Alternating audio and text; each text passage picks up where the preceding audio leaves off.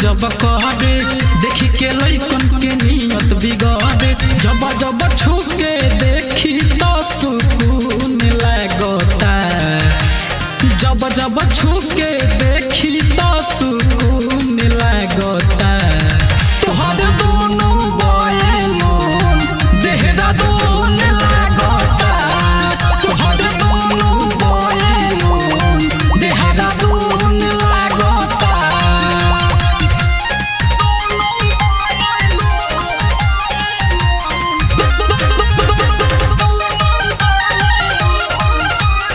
Bittu DJ मलाही बाजार मंदिर के पीछे।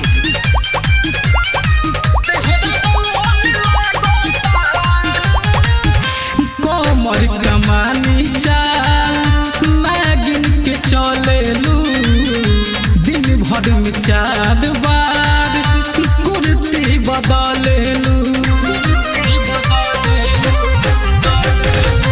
कोमर कमानी चाल नागिन के चलेलू दिन भर में 4 बार कुर्ती बदलेलू मत्ती मारे वाला तो हमें गुण लगता मत्ती मारे वाला तो हमें गुण लगता तोहर दोनों बयलून देहरादून लगता तोहर दोनों बयलून देहरादून लगता।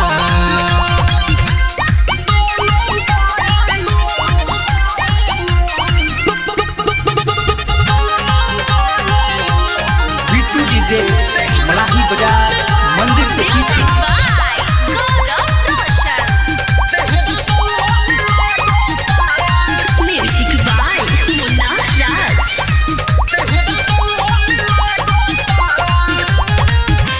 कवनो गतरिया तोहरा लागे न लाज के पागल बनैलू कवि मासूम नाराज के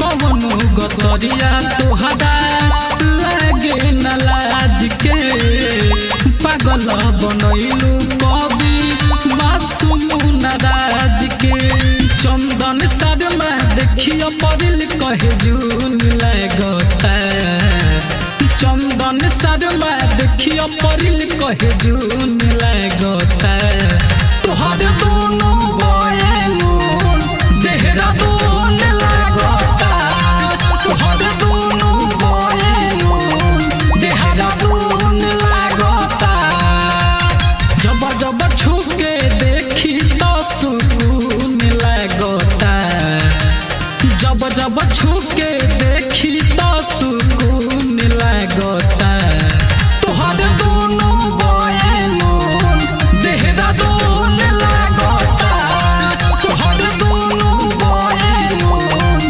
देहरादून लगता। राज स्टूडियो स्टेशन रोड सुगौली।